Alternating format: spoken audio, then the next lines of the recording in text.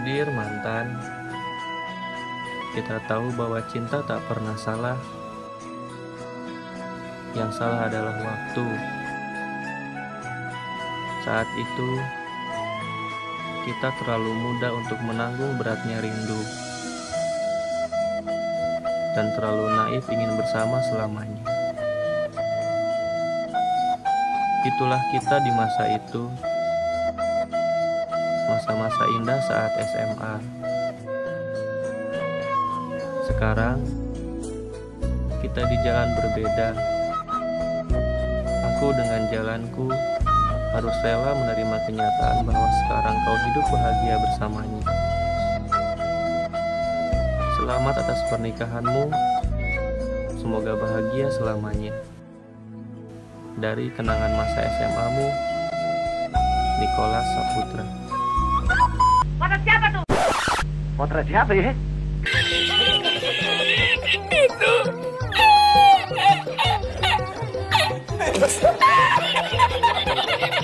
Aduh.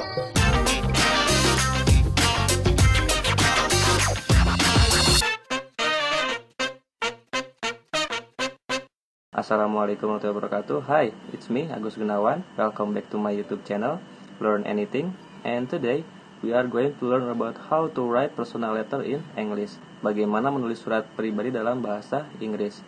Nah, tapi sebelumnya saya mau ngingetin kalian dulu yang belum subscribe channel ini, silahkan subscribe ya, biar saya nggak bucin kayak tadi. Oke. Di video saya sebelumnya sudah saya pernah bahas tentang invitation letter, yang merupakan jenis surat yang formal atau resmi. Nah, di video kali ini kita akan mempelajari kebalikannya, yaitu surat yang tidak resmi atau informal, yang lebih dikenal sebagai personal letter. Jadi apa itu personal letter? Yaitu surat yang ditulis dan dikirim dari satu individu ke individu lain atau ke sebuah organisasi dengan tujuan untuk membicarakan masalah-masalah yang tidak resmi atau informal ya. Nah, bagi kalian yang sekarang mungkin masih duduk di bangku SMA ya, atau masih sekolah, mungkin belum terlalu familiar dengan jenis surat ini. Tapi mungkin kalian atau orang tua kalian pernah sekali atau dua kali membuat surat izin kepada guru tidak masuk ya, gara-gara sakit atau apalah ya. Nah, itu juga termasuk surat pribadi atau personal letter. Nah, kemudian buat saya dan mungkin teman-teman angkatan 2010 ke bawah ya, angkatan zaman baheula, oke. Belum banyak handphone apalagi waktu itu. Mulai dari meminta izin kepada guru, berkomunikasi dengan keluarga atau kerabat yang jauh rumahnya atau berjauhan tempat tinggalnya, menyatakan cinta ya. Kemudian minta balikannya lagi juga ya, itu kita menggunakan surat pribadi. Kayak tadi di awal ya, contoh itu, tapi jangan ditiru ya. Mengirimkan surat pribadi kepada mantan yang udah punya pasangan, itu bahaya guys, yang nggak boleh ditiru. Sadar nggak sadar, sekarang ini pun surat pribadi masih banyak digunakan, tentunya dengan berbagai bentuk dan juga jenis yang lebih variatif lagi.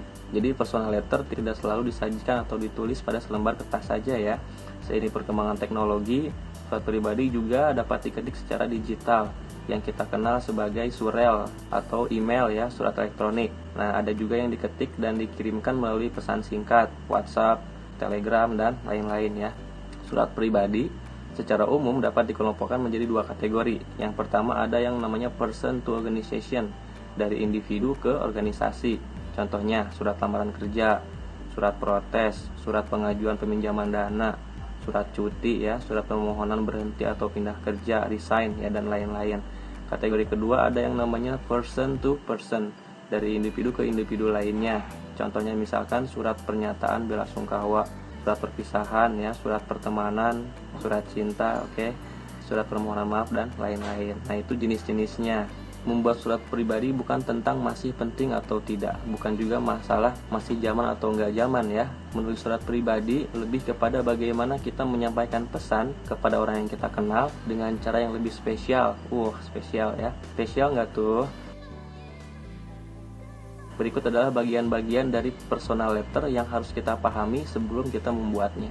Bagian-bagian personal letter, yang pertama ada yang namanya heading atau kepala surat. Bagian ini biasanya memuat alamat dan tanggal penulisan surat.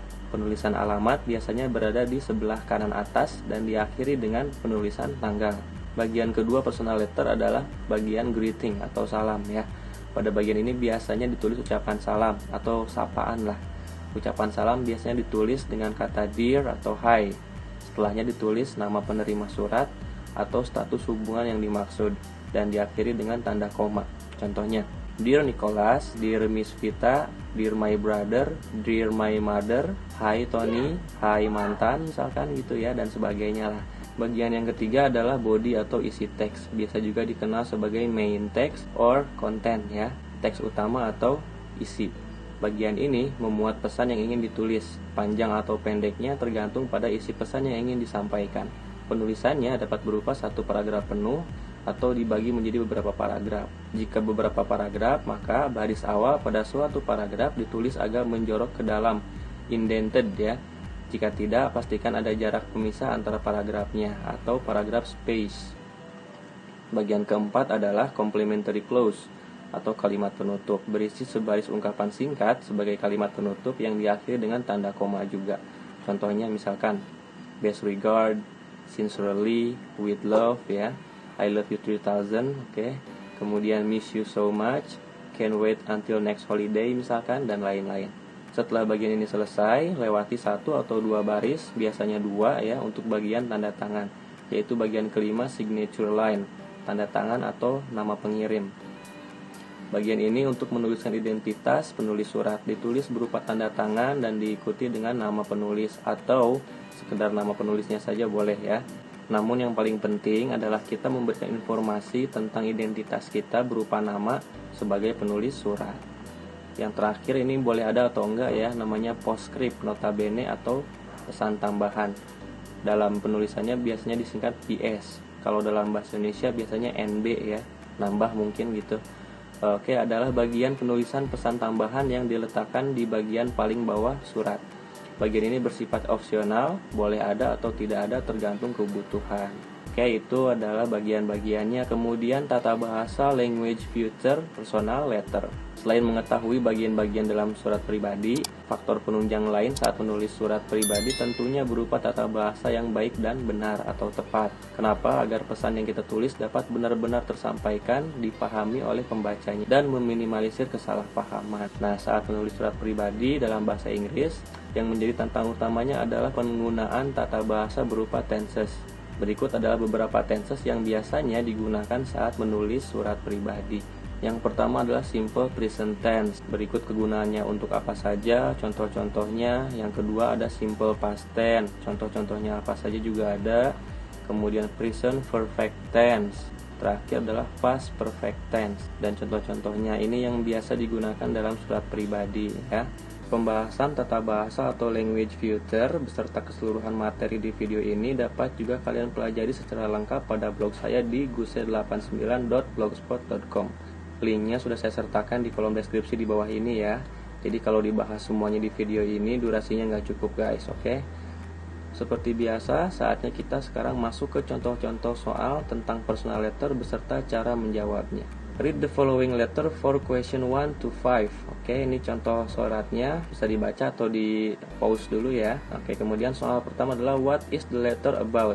Tentang apakah surat di atas? Nah, soal tersebut dapat dijawab dengan memperhatikan bagian paling utama pada surat, yaitu bagian body.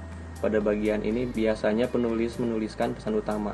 Dengan kata lain, ini merupakan topik utama dari surat tersebut. Pada contoh surat, dua paragraf utamanya tercantum kalimat tentang kegiatan liburan atau holidays.